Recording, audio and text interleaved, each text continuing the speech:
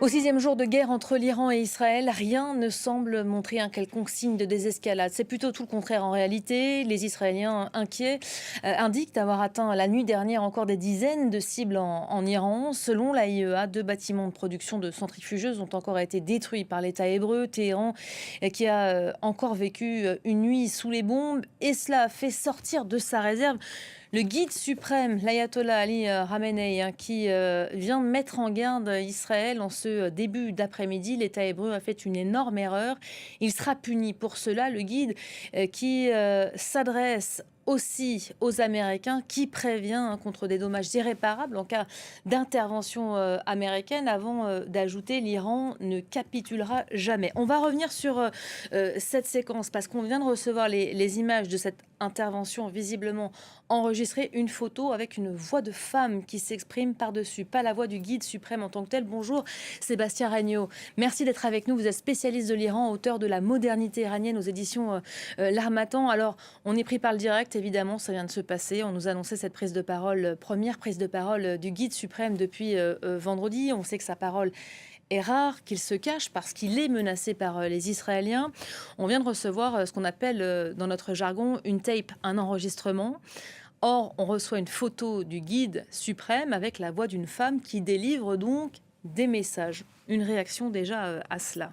Oui, alors c'est peut-être un petit peu difficile de rentrer dans la subtilité des modes de communication iraniens. La seule chose, c'est qu'on est le 18 juin, le général de Gaulle disait choisir entre la politique et la stratégie militaire, c'est choisir entre le bon sens et l'erreur. Et je crois qu'on en est exactement là. Il y avait une voie politique, une voie diplomatique, une négociation sur le nucléaire. Israël nous a entraînés dans une erreur stratégique, militaire. Et si je dis ça, c'est qu'on a quelques précédents. Fiasco afghan, désastre irakien, tragédie syrienne, humiliation malienne, tragédie au Yémen, chaos libyen, la bande de Gaza a été rayée de la carte, le Liban est en état de décomposition. Alors bien sûr, les États-Unis ont la plus grande armée du monde, il ne fait aucun doute qu'ils remporteront une victoire, mais ils perdront la guerre. C'est assurément la situation qui s'est passé depuis plus de 20 ans au Proche et au Moyen-Orient. Ils ont perdu toute leur Quand guerre. vous dites Israël nous a engagés dans une grave erreur, nous, c'est qui? C'est les Occidentaux. Moi, c'est ce que j'entends là-dedans. Vous avez le sentiment qu'à l'heure où l'on se parle, on est engagé là-dedans? Eh bien, il faut reprendre le discours de l'Élysée, le en même temps de Emmanuel Macron. Lorsque Israël s'attaque à la bande de Gaza, il condamne. Lorsque Israël s'attaque à l'Iran, il soutient et il est prêt à défendre Israël. Donc, on est engagé, évidemment, dans une perspective militaire qui est tout à fait condamnable et qui est tout à fait critiquable. Et le but du jeu... Vous savez, moi, je suis le comportement de Netanyahou à travers le prisme de mon observation de la société iranienne depuis plus de 20 ans. C'est quelqu'un dont on peut considérer qu'il est critiquable, mais il est extrêmement prévisible. Moi, ça fait 3 semaines, 1 mois que j'explique à tout le monde que Israël va attaquer avant le 30 juin. Quand je découvre qu'au Quai d'Orsay et à l'Élysée, ils ont été surpris par l'attaque, c'est bien la preuve qu'ils sont un tout petit peu déconnectés de la situation. Nous sommes en face d'une idéologie néoconservatrice extrêmement forte, qui a ses bases à Washington, à Tel Aviv et à Riyad. Cette alliance stratégique est une alliance, du point de vue religieux, des suprémacistes évangélistes américains, des suprémacistes salafistes saoudiens et des suprémacistes juifs en Israël.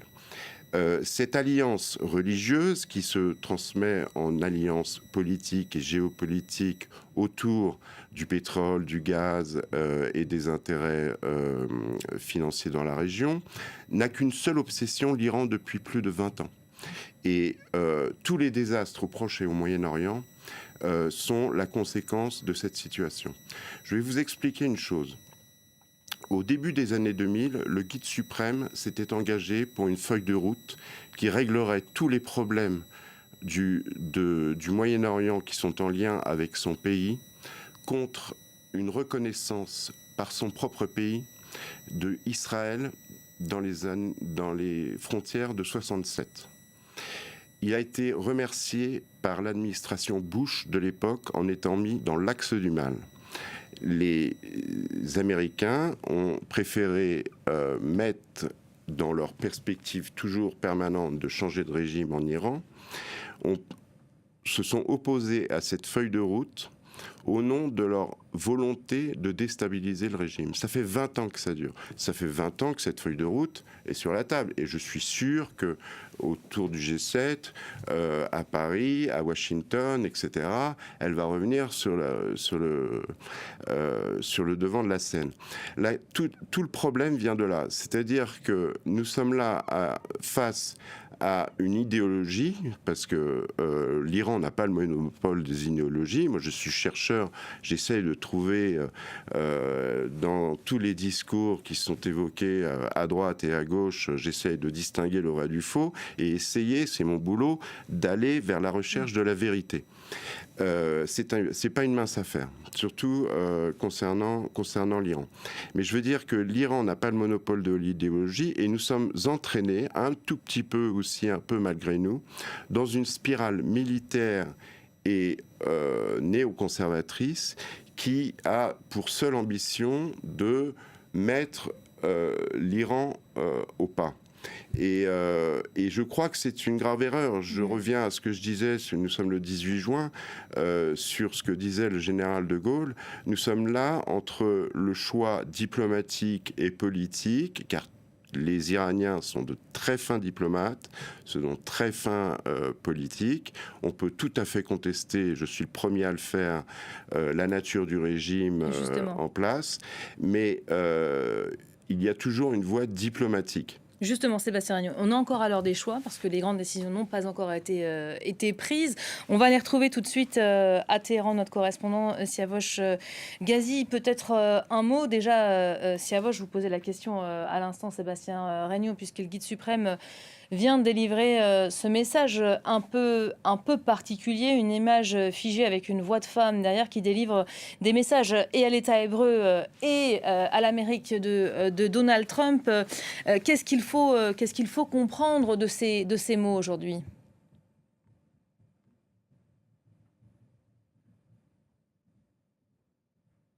Alors la liaison avec Siavosh qui a été interrompue, Siavosh qui couvre pour nous depuis vendredi évidemment ce conflit et ces frappes. On vivait à côté de lui hier en direct, ces frappes sur la ville de Téhéran. On va peut-être d'ailleurs revenir en images tout de suite sur cette dernière nuit particulièrement rude pour les Iraniens, notamment à Téhéran. Explication signée Ludovic de Foucault. Regardez. Dans le ciel de Tel Aviv, les systèmes de défense aériens israéliens rencontrent une nouvelle fois les missiles iraniens. Au 6e jour de la guerre, les habitants s'organisent car ils s'attendent à ce que le conflit dure. Ce parking est réaménagé en camping pour des familles. La mairie fournit des tentes, de la nourriture, de l'eau. Beaucoup de gens ici, notamment les jeunes familles du centre de Tel Aviv, n'ont pas d'abri adéquat et utilisent les abris publics. En cas de sirène en pleine nuit, il est très difficile de prendre les enfants sur les bras et de se réfugier dans un abri convenable, dans un lieu public. Alors les gens préfèrent venir ici. Je pense que des centaines de personnes viendront ici dans les semaines à venir. Les missiles iraniens sont bien plus gros, bien plus bruyants, bien plus effrayants et font bien plus de dégâts que les roquettes libanaises des Houthis ou du Hezbollah.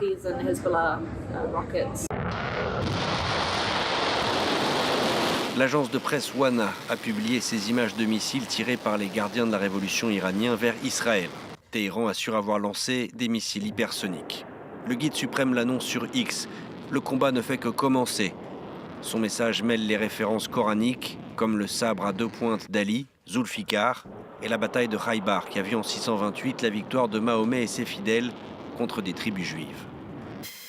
L'aviation israélienne, elle, continue de frapper des infrastructures iraniennes comme des sites de production de centrifugeuses ou la base de missiles de Tabriz, mais a besoin de matériel militaire américain pour détruire des installations nucléaires souterraines.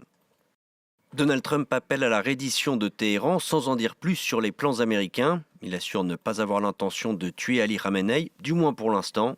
Washington a ordonné la fermeture de l'ambassade américaine à Jérusalem à partir de ce mercredi jusqu'à vendredi pour des raisons de sécurité. Voilà, on a retrouvé la liaison avec Siavosh Ghazi qui nous attend à Téhéran. Bonjour Siavosh, ravi de vous retrouver déjà. Un mot peut-être pour commencer des mots du guide suprême et de cet enregistrement un peu particulier quand même. Absolument, il se devait de répondre à Donald Trump qui a dit hier que les Américains savaient où se trouvait, où se cachait le guide suprême iranien et n'avaient pas l'intention, en tout cas pour l'instant il a ajouté, de le tuer, demandant la capitulation de l'Iran. Et donc le guide suprême est intervenu ce midi, hors de Téhéran, pour affirmer que le peuple iranien, je le cite, résistera, est en train de résister face à une agression et va résister à toute paix imposée. Donc pas question de capitulation. Il a ajouté que les Américains devaient savoir que toute implication de leur part dans le conflit actuel aura des dommages irréparable pour les Américains. Donc, une réponse très claire de la part du guide suprême iranien, alors qu'on attendait bien sûr la réaction de Téhéran face aux déclarations du président Trump. De son côté, le porte-parole de la diplomatie iranienne a ajouté que l'Iran répondra à tout pays qui agressera son territoire. Donc, un message également qui vient s'ajouter aux déclarations du guide suprême. Donc, on en est dans cette... l'Iran tient tête et donc pas question de céder ni aux demandes du président américain de capituler, ni à une éventuelle demande de cessez-le-feu face à Israël, qui mène depuis 6 jours des attaques contre Téhéran. À l'heure où l'on se parle, évidemment, les mots de Donald Trump sur son réseau social résonnent. Siavosh, quand le président américain appelle à la reddition complète, totale de l'Iran et immédiate, comment est-ce que ça s'est vécu chez vous aujourd'hui? On est en train de se demander si les Américains vont franchir le pas, franchir cette fameuse ligne rouge qu'évoquait à l'instant le guide suprême. Qu'est-ce qui se dit en Iran aujourd'hui? Alors, les gens sont bien sûr très inquiets, d'autant plus que cette déclaration vient s'ajouter aux autres déclarations du président Trump, qui a demandé notamment à la population de Téhéran de quitter la ville. Téhéran est une ville qui compte 10 millions d'habitants, des centaines de milliers, peut-être 2 ou 3 millions sont déjà partis, mais tous les autres sont restés sur place. Alors, comment évacuer une ville de 10 millions d'habitants? Il y avait déjà une certaine inquiétude et donc après les nouvelles déclarations du président Trump, il y a donc un choc encore plus important. Est-ce que les Américains vont intervenir ou pas? C'est toute la question. Les Iraniens sont très inquiets qu'on s'installe dans une guerre longue et si jamais les Américains s'impliquent dans ce conflit et frappent à leur tour l'Iran avec beaucoup plus de force, ça voudrait dire qu'il y aura des dégâts encore plus irréparables et ça aura des conséquences sur peut-être des années ou des dizaines d'années dans les années à venir. Merci beaucoup Siavosh en direct de Téhéran pour France 24. Sébastien Regnault, à quel point faut-il s'inquiéter de ces petites phrases lâchées pas au hasard, évidemment par Donald Trump? On connaît aussi sa capacité à aller en avant puis à revenir en arrière. Il tape fort pour après mieux pouvoir négocier, faire redescendre la tension. C'est ce que vous pensez, vous, aujourd'hui? Vous pensez aujourd'hui que les Américains sont prêts à aller jusque-là? Non, je ne pense pas qu'ils qu'ils commettront cette erreur. Je suis peut-être un tout petit peu objectif, mais je crois que là, nous sommes optimistes, mais là, je crois qu'on est à une situation de non-retour si cette guerre est provoquée. Alors, Donald Trump est un showman. C'est quelqu'un qui fait de l'esbrouf, forcément. Comme il n'y a pas beaucoup de fonds, il investit beaucoup sur la forme. Il fait du bluff, comme il fait en permanence. C'est son fonds de commerce. Et son bluff est très, j'allais dire, très précis aussi dans les termes. Très précis. précis. Il donne des signaux extrêmement précis malgré toute la caricature qui entoure le personnage. Et donc ces signaux sont analysés évidemment à Téhéran, en Iran, etc. Et les Iraniens, alors c'est là où je suis un tout petit peu plus sceptique sur la capacité des Américains et des Israéliens. Si les Israéliens, j'ai entière confiance. Les Américains, beaucoup moins. Sur la capacité des Américains à décoder les signaux iraniens. Là, c'est beaucoup plus difficile. C'est ce que je vous disais. Moi, j'ai vécu plus de 15 ans en Iran. J'ai connu l'Iran de l'intérieur. C'est un travail de comprendre le fonctionnement de la société iranienne. Et évidemment, comme les Américains sont complètement déconnectés de la société américaine actuelle, ils manquent d'outils. Quand les Iraniens disent aux Israéliens, ce matin, et ça, le guide suprême s'est beaucoup exprimé sur lui aussi ses réseaux sociaux ces dernières heures, quand il dit... vous serez punis. Il dit ça aux Israéliens aujourd'hui. Vous avez commis une énorme erreur. Nous allons vous punir. Là aussi, c'est du bluff. C'est quoi les moyens des Iraniens qui aujourd'hui ? dit aux Iraniens, vous allez être punis. C'est une histoire. Mais bon, ça, c'est des histoires de cours d'école. Non. Le problème est beaucoup plus grave. Alors. Je ne suis pas du tout impressionné. Ma question, c'est plutôt sur les moyens de l'Iran aujourd'hui à se défendre, à riposter. Parce que quand ils disent aux Israéliens, vous avez franchi une limite, n'allez pas plus loin parce que nous, on a les moyens de riposter. Quels sont les moyens des Iraniens aujourd'hui ? Parce que ce conflit, il a quand même mis en avant une grande vulnérabilité de l'Iran. Voilà. Alors, d'un point de vue purement militaire, il est clair que les Iraniens n'ont pas la capacité à se défendre parmi les deux plus grandes puissances armées du monde. Ça, donc, il faut évacuer le côté purement militaire. Par contre, le premier allié de l'Iran, c'est le cours du baril de pétrole. Parce qu'une attaque contre l'Iran, ça peut être un baril à 100, 150 $. Et je crois comprendre que Donald Trump est un petit peu soucieux des problèmes économiques. Ça parle aux Américains et à Donald Trump, effectivement. Pays. Voilà.